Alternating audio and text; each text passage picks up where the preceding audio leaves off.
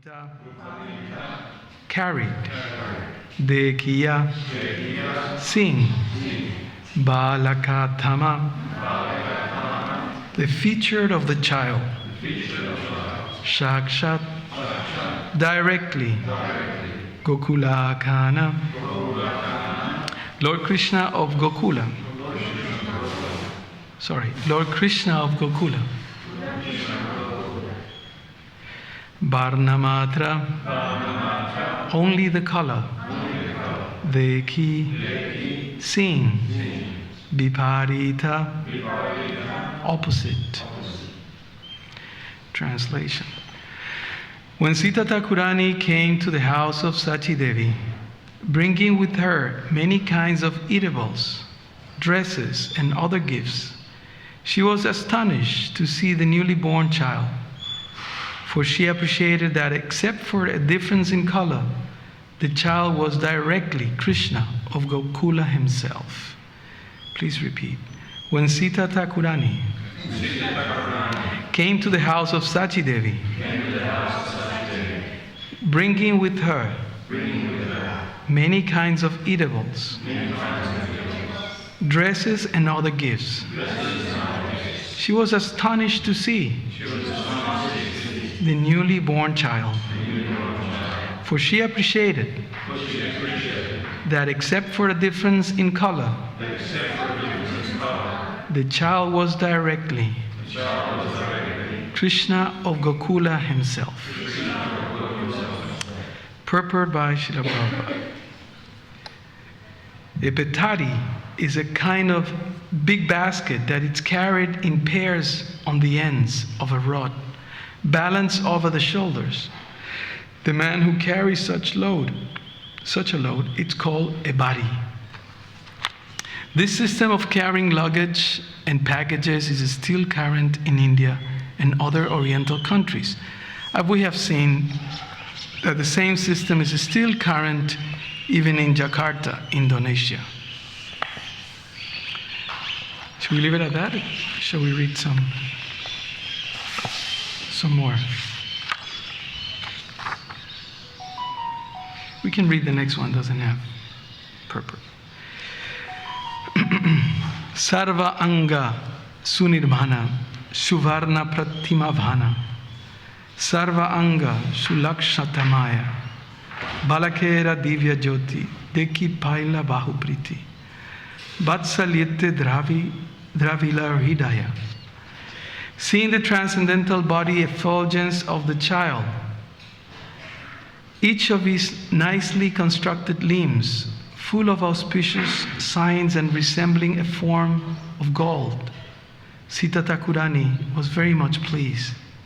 And because of her maternal affection, she felt as if her heart were melting.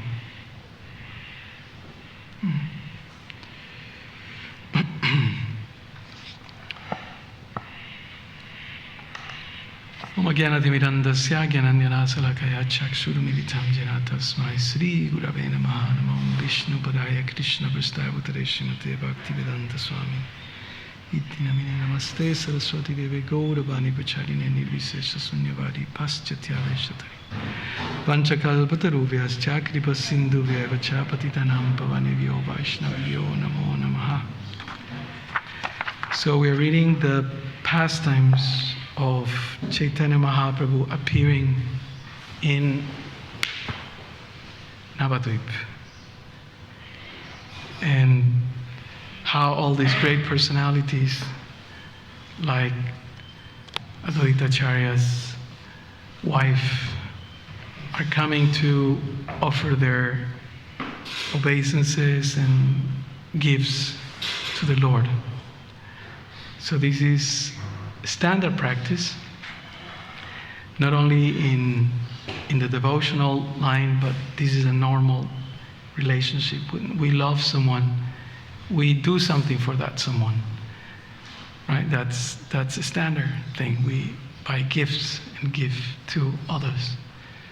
Krishna says twice in the Bhagavad Gita,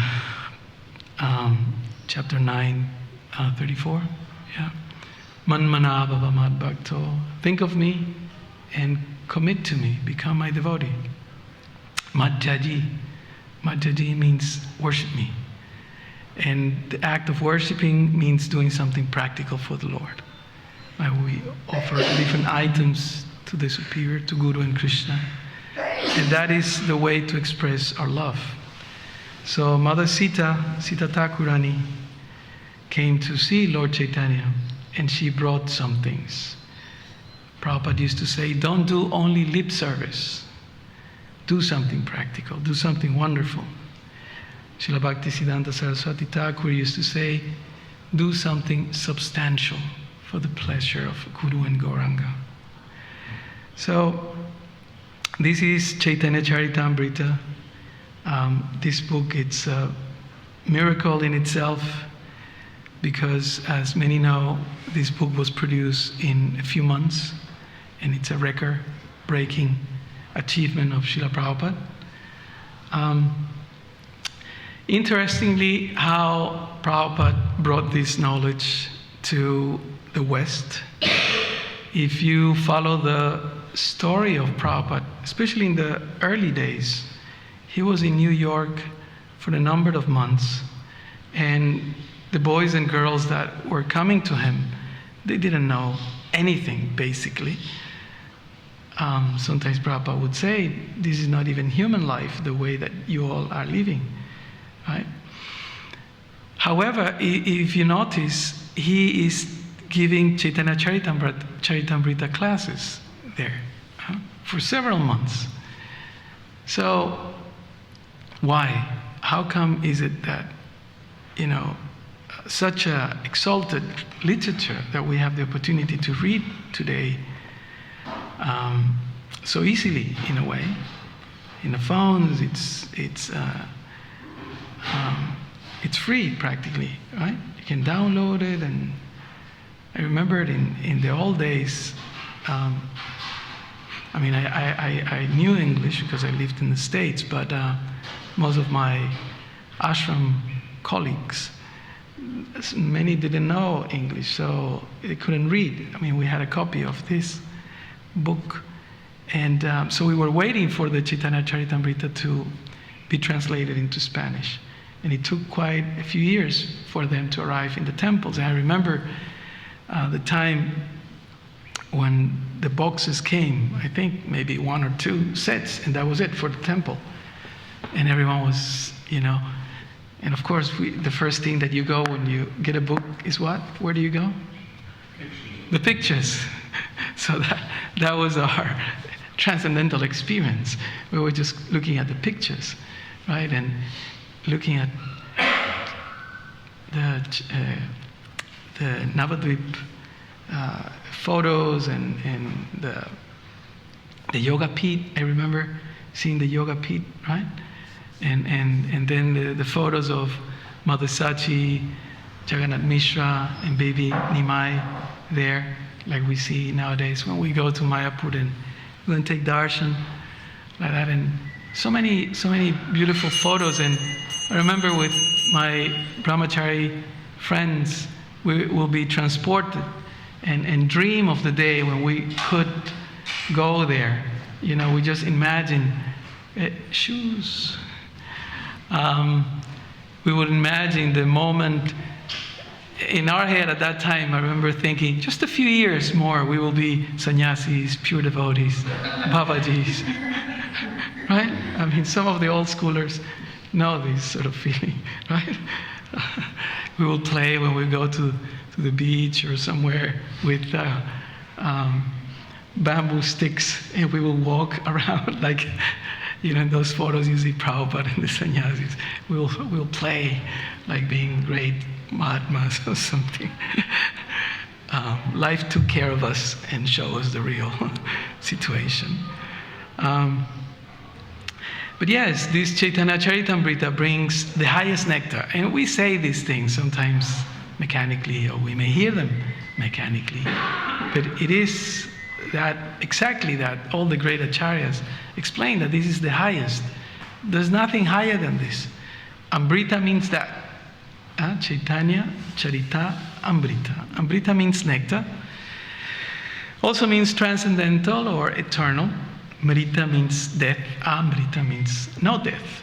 So the eternal, nectarian, transcendental behavior. Charita means behavior, character, characteristics of Chaitanya Mahaprabhu. So, yesterday we had a wonderful explanation of the palanquin pastimes. Yeah? Prabhu, I think I'll never forget that class. Every time I read palanquin, I remember that class.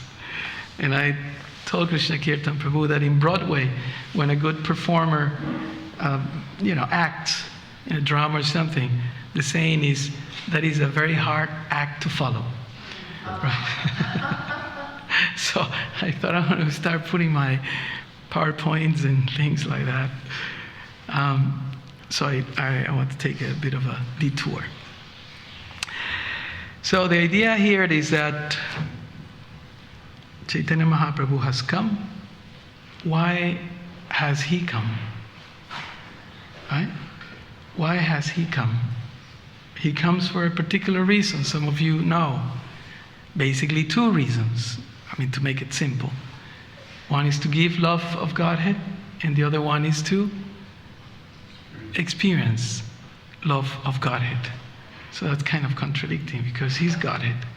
So how is it, So then, of course, Puranas explain that thousands and thousands of years before, he wanted to experience love of Godhead because Radharani was even more happy, shall we say, than him in the sense of her experiencing the love of Krishna.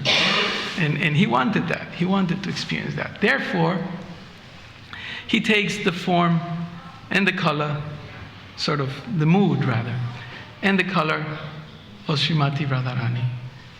And then Gaurangi. Gaurangi it's a name of Radha. Gaurangi means golden.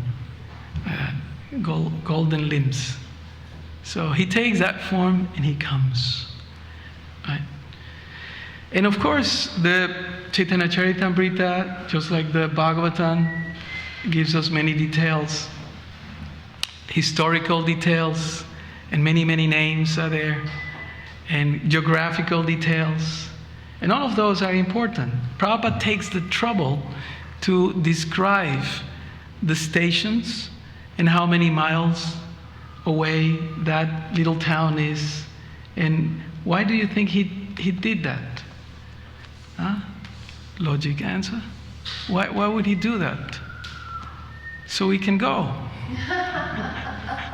And then when we are there, then we can read or we can get the note. Oh, Prabhupada said this is station, and then we walk that way to the east, to the south, whatever. And then we see them. Prabhupada wanted the whole world to go to Mayapur, not stay there, come back to preach and do a service. I'm not putting thoughts in your mind. And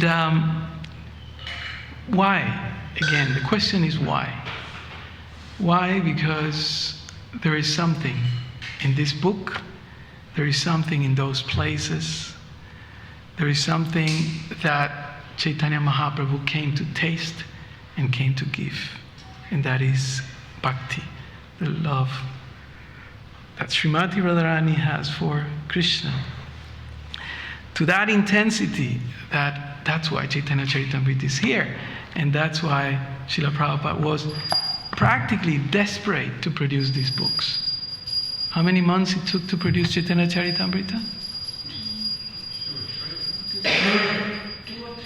2 or 3? Who knows? 3 or 4? Wasn't long. Yeah.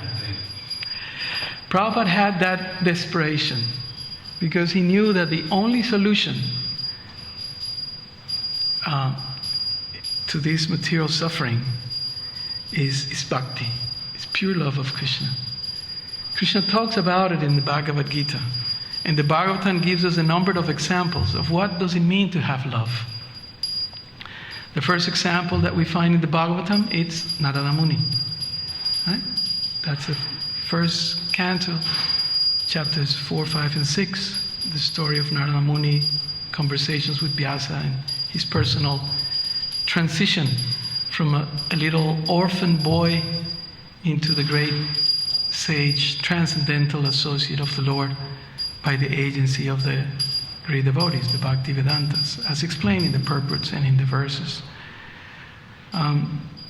Chaitanya Mahaprabhu used to like the descriptions of Prahlad Maharaj, Dhruva Maharaj, Gayendra Moksha, from what we understand from the Acharyas.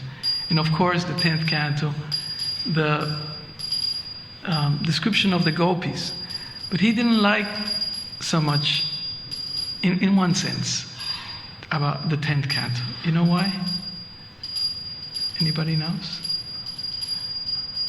Why, in one sense, he didn't like so much the narrations of the 10th canto? Anybody? Because it's easy to take it cheaply. That's one, yeah, that's one. Another one? Because he will faint. And that will disrupt his mission. He came here to do something, right? He came to give love of God. He had a mission. And for that same mission, he took sannyas and did so many things to establish Krishna consciousness. So when the verses of the gopis, the narrations of the 10th canto, somebody will recite, somebody will read something for him, then he will just faint, he will roll and cry, start shivering. It's just too much, right? These things are way, way over my head, so I won't go much into those details. It's improper. One of the things that I wanted to mention today, because I'm just replacing someone else here, and on, on Wednesday? When was it I gave class? Friday, right. I was Madhavendra Puri's appearance, one of our great acharyas. If you read in the introduction, before the introduction of the Bhagavad Gita, we see the parampara, and then we see the name of Madhavendra Puri. I was hearing yesterday Prabhupada's class, on 10 minutes class, on the appearance of Baladev Vidyabhushan. It's not titled like that. We are very thankful to the devotees who recorded the videos and the audios of Srila Prabhupada. But I have to say that in those, the titles of those classes, I don't know if you noticed, I don't know who was writing the titles, but sometimes it's just some far out title, a slap in the face, boot in the head, or something like that, some far out titles. And then you read, and it's something about Vedanta Sutra or something like that. I think that's a job that somebody can take up to review those titles. So in that class, Srila Prabhupada says that it's very important that we honor the work of our acharyas. Right? So he's telling a little bit for 10 minutes the story of Baladev Vidyabhushan. So then I was telling Krishna Kirtan Prabhu that I didn't do justice to Madhavendra Puri's day because short time. So today we wanted to mention about Madhavendra Puri. Who is him? What did he do? And this is connected with Chaitanya Mahaprabhu and the reason for his appearance. Why did Chaitanya Mahaprabhu come? What were the two reasons? And to experience, right? So, Chaitanya Mahaprabhu takes initiation from Ishvara Puri, right? And Ishvara Puri is a disciple of Madhavendra Puri. And it is explained, without getting into too many of these details, that in the Sampradaya, or the line of disciplic succession, the Madhva Sampradaya, there was something missing. Everything is a perfect arrangement of Krishna. Everything is done for a certain reason, right? Like when someone cooks, not that everything is dumped into the fire straight away. something, it's boiled or fried, and everything takes time. And then the last minute, those who are expert cooks, then they go, no, just wait, and then they just put it, and then turn it off and cover it and leave it there for whatever, I'm not a cook, as you can notice. So, all glories. So, in the same way, Lord Chaitanya, Lord Krishna, has arranged things to happen in a certain particular timing, in a certain way.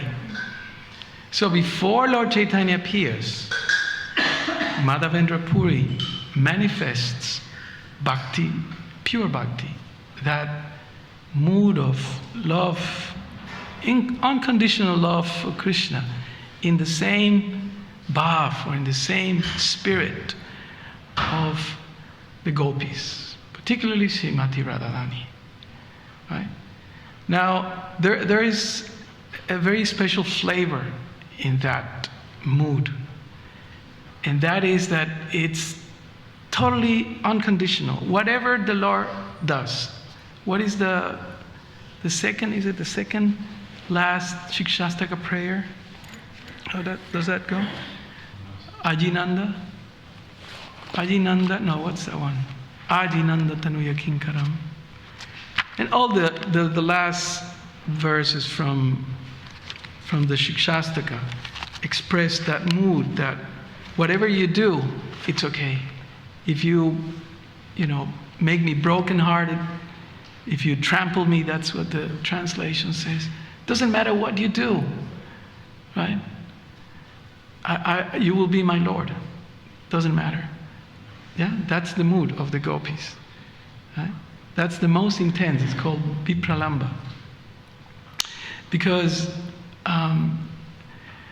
the gopis actually were tortured by Krishna, because Krishna sometimes will disappear. You know the stories, right? When Krishna is dancing with the gopis, and every gopi, and he expanded into all the number of gopis were dancing with him. And then one moment he disappeared. And then what happened? Then the gopis were thinking, oh, Krishna is with me, dancing with me. With me only. Yeah, this is my Krishna. And then Krishna, it's gone. And then where is Krishna? Where is Krishna? Like that. So that's the mood of the gopis. That Krishna at one moment is here, and then one moment he disappears. Something like that is presented in the first canto, when Narada Muni saw Krishna in his heart, right? That's described in chapter 6. And then he saw him. Krishna is here, right? Krishna is here. And then the vision is gone. And then after a while, he tried again. It's like sometimes, I'm sure many of you chanting the japa attentively, and then you have some realization, don't you? Right? You had something, yeah? And you have some feeling, that's why you're here. And you're chanting, but I don't know, you may get a little emotional or connected or something. I mean, I heard so many devotees telling, what's your realization? My Guru Maharaj, every time he visits temples, he sometimes asks, what's your realization? What's your realization? It's good to hear. What's your realization? Oh, I read this, I read that. Oh, I was chanting, I was thinking how we can do this. So like that, the gopis have Krishna in their heart, and they are always looking for Krishna because they don't have Krishna. Right? That's the realization. For example, it is explained that when Uddhava goes to Vrindavan, bringing a letter of Krishna to the gopis, they were drowning in an ocean of love, of separation of Krishna. They just, you know what drowning is? If you, right? You're like, oh my God, I'm gone now. I cannot breathe.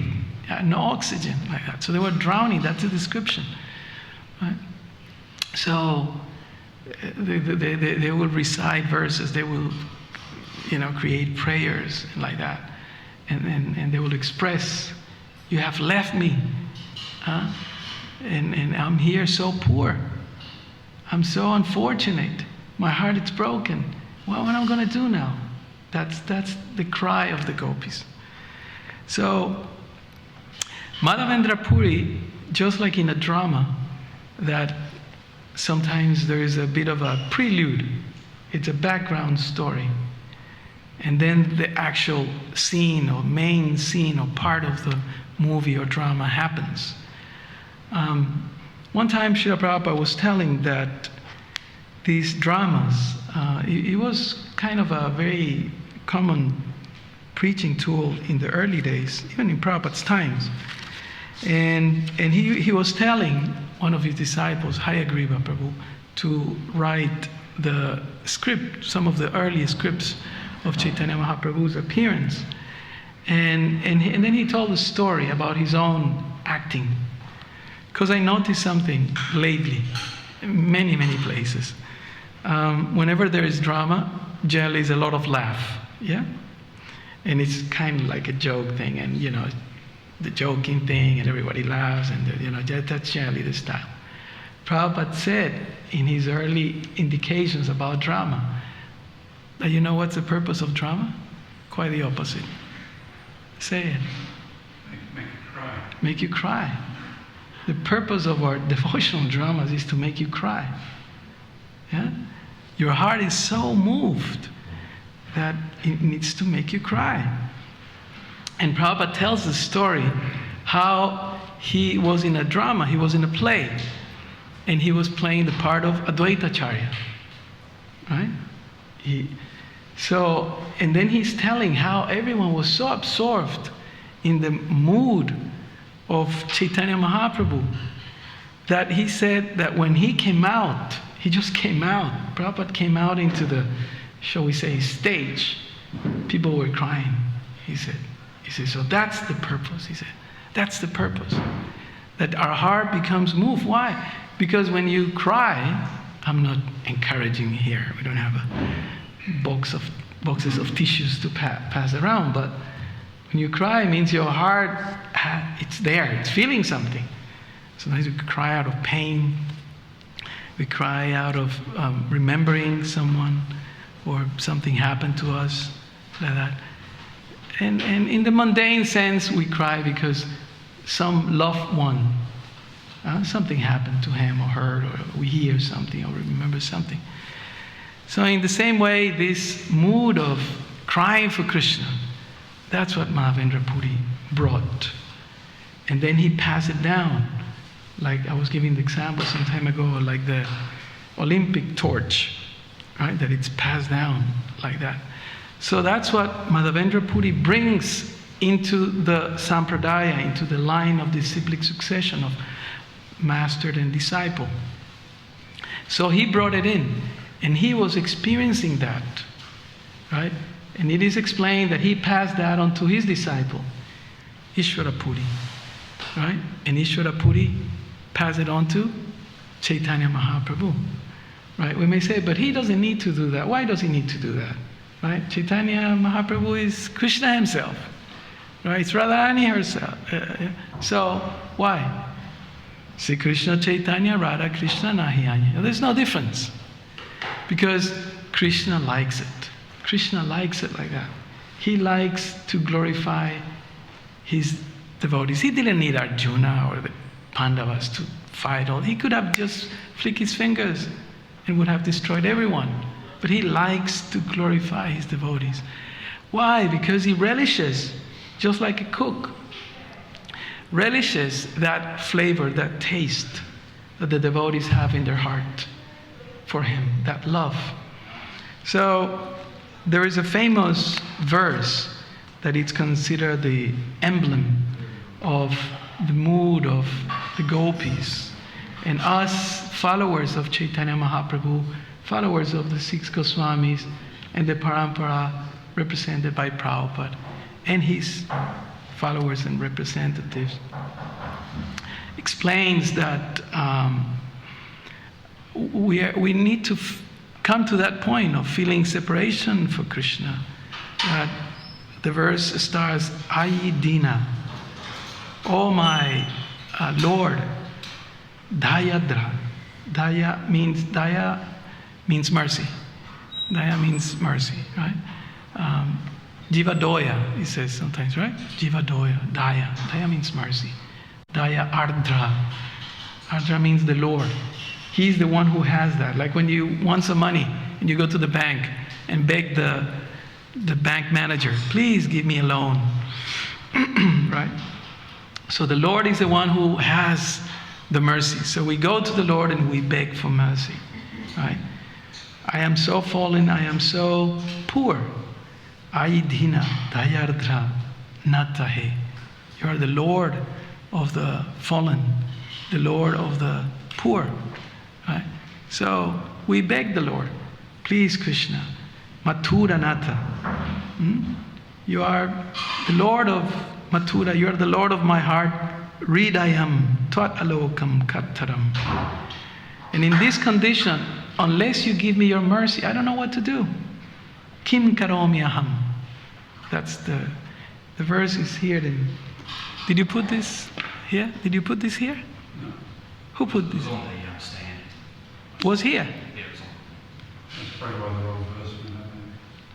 Magic.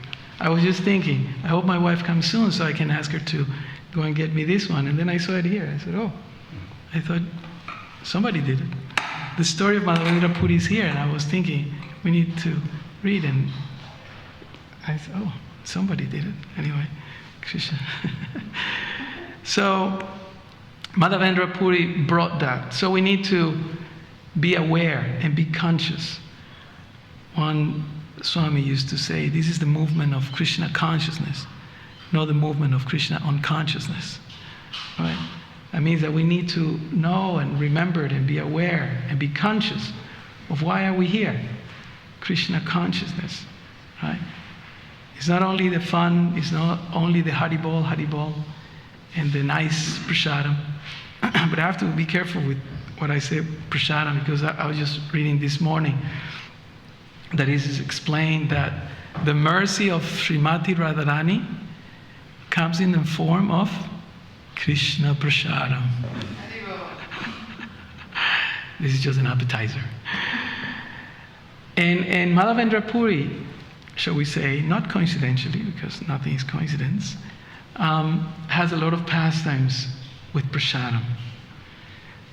We don't have time to tell all the stories. Madhavendra Puri can take days and days of presentations, but some of the most famous pastimes of Madhavendra Puri is that he has a dream, and then Krishna comes to him in a dream and then tells him that he's hidden in Govardhan, right? This is New Govardhan, right? So in one of the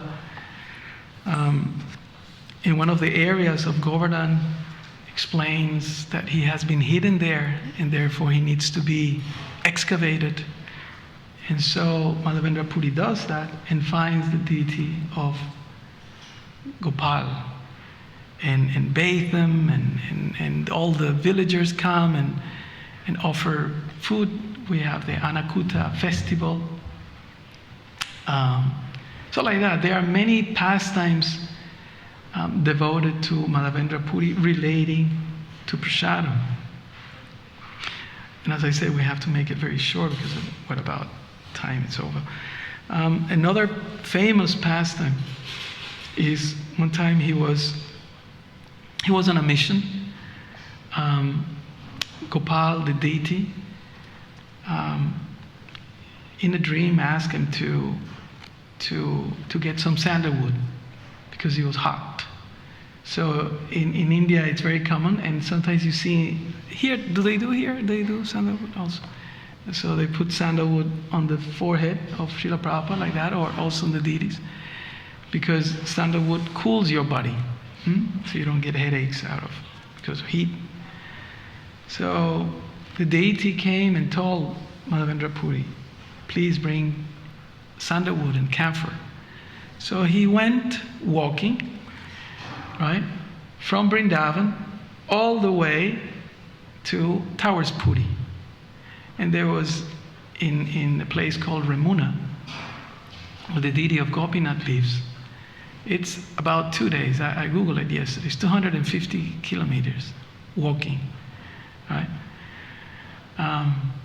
So he's there, and he's seeing the beautiful worship that they're having for Gopinath and the kheer. You know, kheer, it's sweet rice. Kheer, sweet rice, very thick sweet rice. So the kheer of that temple is very famous. So when the offering was about to take place, he addresses the pujari, and then he's thinking, if I know or learn how to cook this kheer, then I can offer to my Gopal. So he's asking, you know, like here at the back, if you go and say, oh, so how do you cook this? Or you can also, I notice the window around the kitchen, Titi kitchen, and sometimes the devotees come and they pick, oh, Haribol, Haribol, right? So he's thinking how I can learn this so I can offer to my deity. But then when he was asking, and then he was thinking, if I can cook it, and then because a cook knows the flavors, right? Like they can identify what spices have been utilized. So he's thinking like that. So he's automatically start imagining that he's tasting the kheer, the sweet rice. But then the offering hasn't been made. And then he thought, oh, what an offense. How can I desire to enjoy the sweet rice before Krishna has eaten? What an offense. So he paid obeisances and then he just left. Right? He just went there, I'm not going to eat anything. That's it, my life is ruined. How can I commit that mistake? But then something interesting happened. The deity in that place, it's offered 12 pots of sweet rice, right? Earthen pots. So the pujari comes in, put them in front of deities, close the curtains, and then he leaves like that. So then after a while, those who know puja, then you come, you ring the bell, obeisances, prayers, you take the pots and like that. Yeah? Quickly you go back. But there was something happened at that time. I don't want to say it till the end for those who don't know the story. So the pujari busy, as generally you can see the cooks, the pujari is rushing, you know, quick. Didn't notice anything different. But then at night, that pujari had a dream. So Gopinath comes into his dream and tells him, hey, Pujariji, you know, you offer me 12 pots of sweet rice. And there is this devotee called Madhavendra Puri that he wanted to taste my sweet rice. So I kept one pot for him, hidden. Like you see, you can imagine the cloth there of the deity. So somewhere, it's easy to hide some little something somewhere. So the pujari wakes up, he purifies himself, goes to the deity, and exactly found the pot. So in the dream, Gopinath tells the pujari, go to the market and find him. So he has gone to a very far away place and he was just sitting there chanting. And then he starts shouting, where is this Madhavendra Puri? Where is Madhavendra Puri? And he didn't even know me, so he wasn't known. He was just a traveling mendicant. And then he says, okay, here. And then he tells him the story. And then he falls in ecstasy, that how is it possible that the deity will do something like that? So he goes and then he, dutifully eats all the sweet rice. You honor, right? Eats all the sweet rice. Interestingly, what he does, because he starts seeing the pot that the Lord himself had eaten from and hidden for him. So those who have been to India or even here, if you've seen earthen pots, so he grabs that pot what does he do? Huh? He didn't eat it right there. So he breaks it, he makes it into powder, puts them in a little cloth, and then while he was walking, he will take a little grain dust and he will take every day one bit like that. Devotees do that also in India. When you get some special pots, little pots like that from different deities, I've seen they bring it to the West and then they crush it and then they give like that. Be careful, don't choke. So like that, many pastimes with prasadam. Actually, the beginning of the pastime is that Madhavendra Puri was in Govardhan, the same, thinking about the Lord in separation, meditating how the gopis feel for the Lord and how he doesn't have, like Prabhupada signs his prayers. Bhaktinoi Vedanoi. I have no knowledge, I have no devotion. I'm an insignificant beggar. That's how Prabhupada signed his prayers when he arrived in America. So he was just chanting there, and then a little boy comes, right? A little cowherd boy comes, and I ask him, "Hey Baba, what are you doing here? I notice that you're not going there and begging for food. Why you're torturing yourself? This is our village. It's like in New Govardhana. Nobody goes hungry, right? And the bell will ring in a few minutes. Ding, ding, ding. Everybody runs there. Nobody goes hungry, right? New Govardhana. That's a legacy.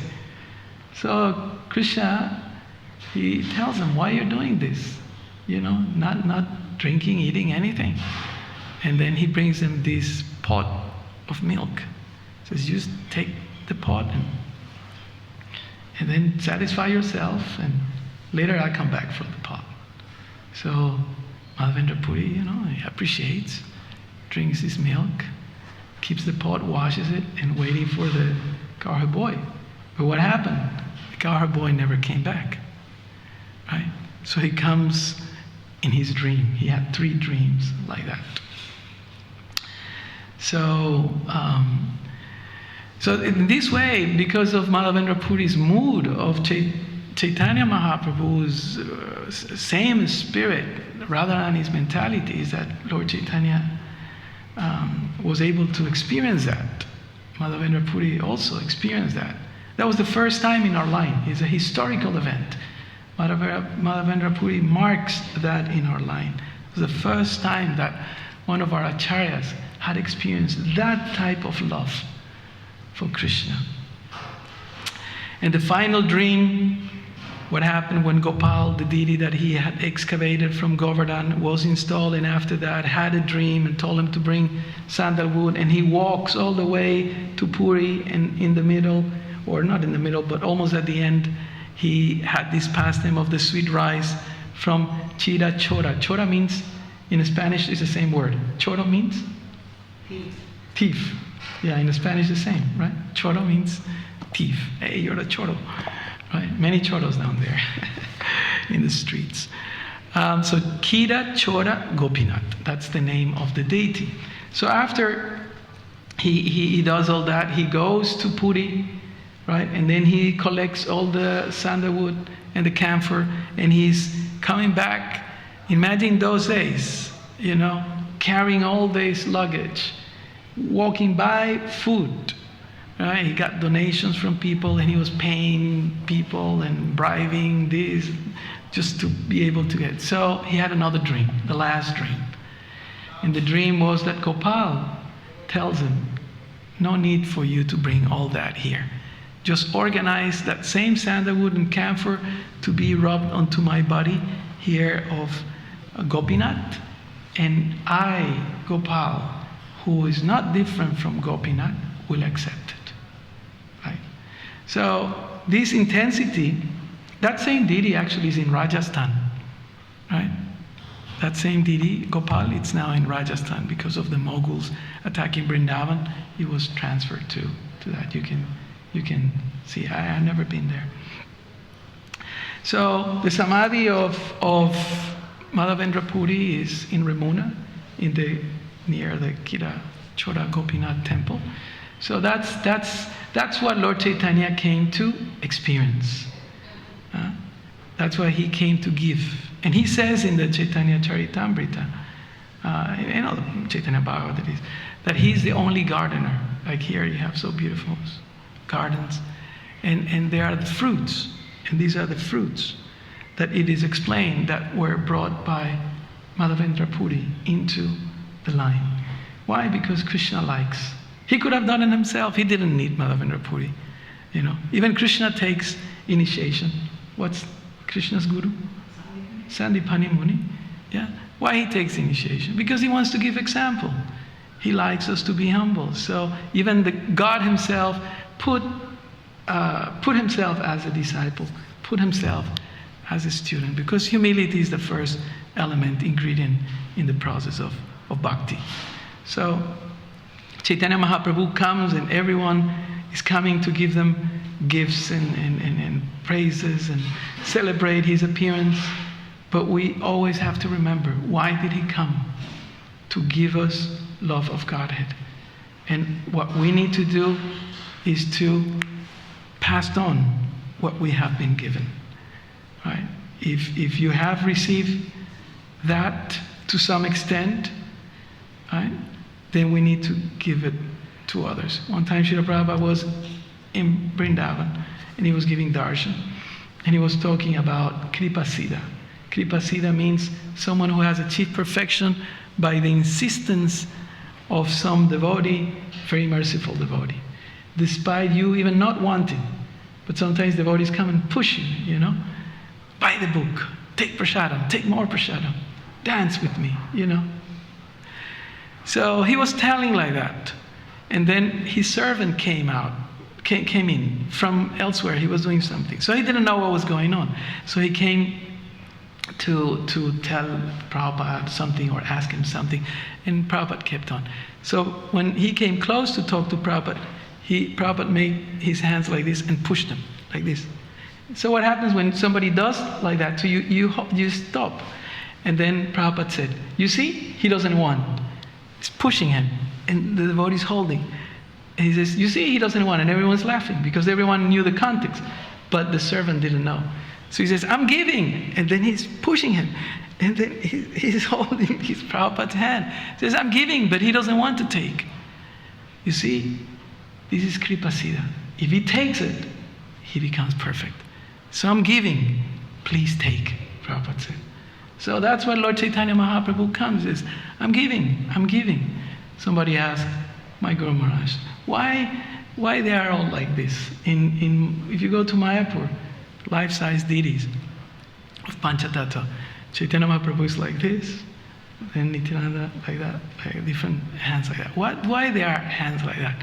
So it's because they don't want anyone to escape. That's what he said. They don't want anyone to escape. Imagine if you are reading some animals or something, and like I see Prabhus with the cows and the bulls. They go, hey! They want to catch everyone. So when Chaitanya Mahaprabhu is like this, it's because he wants to catch everyone. No one is escaping. Everyone should come, chant, dance, feast, and be happy. Okay, so we stop here. Prasadam is late today. Krishna has arranged strangely. Any questions? Any comments? Thank you, bro. So back to the story of Narayana. So at first he met Krishna, right? Then Krishna disappeared, and then he felt this separation. So how we really can feel separation without meeting? How we feel separation? Yeah, without meeting. Without? Meeting, because without he meeting. met Krishna and then he disappeared and felt this separation. Naturally. Well, intense desire, Bhaktivinoda Thakur says, we need to have intense desire. Prabhupada said, first deserve, then desire. So we have to do all what the great soul tells us. Narada Muni did what the great souls told him. And then he saw Krishna. And then Krishna disappeared, and he was crying, and he was feeling intense separation. And then what happened? Krishna didn't appear. But Krishna spoke. He heard Krishna's voice. And Krishna told him, look, in this lifetime, you will not see me again. But if you wait, eventually, you will see me whenever you want. That was the blessing. So Narada Muni and many scriptures describe that he goes in and out of Vaikuntha, or even Navadvip Dham, the original. He goes in and out, and sometimes he goes there. There are in other scriptures stories that he goes there, and Chaitanya Mahaprabhu is being bathed in Abhishek, and he just collapses. He just faints. I can't believe. Oh, Krishna is already far out. Lord Chaitanya, he takes the form of Radharani. Krishna himself comes, makes austerity, shaves his beautiful hair, right? And he puts up with so much torture and effort and endeavor for us. He walks bare feet all throughout India for us, to give us example. You know, and then he's there, Rukmini's bathing, Lord Chaitanya. It's like, what is this? You know, so inconceivable is to say the least. How we reach that continuous association, Krishna Katha, being humble, hear about the great acharyas. That's the only way. That's the medicine.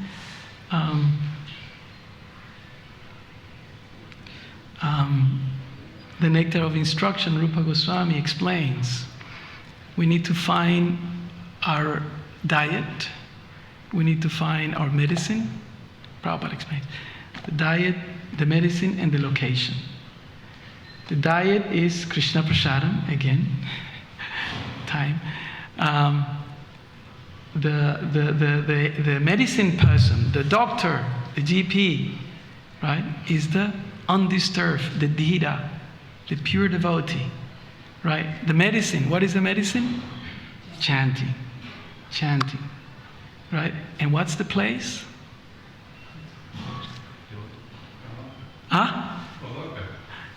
Radhakunda, the lake of Srimati Radharani. Why? Because in that place, it is explained by the seers of the truth that every drop, it's Krishna Prema. However, because I'm a Mayapur fan, in, which Shastra is this one? I forgot the name. One of those Shastras about the passions of Chaitanya Mahaprabhu. It is said that if you go to Mayapur Navadvip and just stand close to the shore of Mother Ganga, that breeze, you know, those who have been to Mayapur, that breeze is enough for you to achieve love of Godhead. Right? Imagine. That's what the Shastra says. And then I think, what happened? I lived there for 80 years or more. Not much has happened. But is the intensity. If we go to your point, is the intensity. It will happen when the desire is there. And that's what Narada Muni had. And that's what some of us don't. So we stop here. Srila Prabhupada ki jai. Sri Chaitanya Mahaprabhu ki jai. Gaur Premanandi.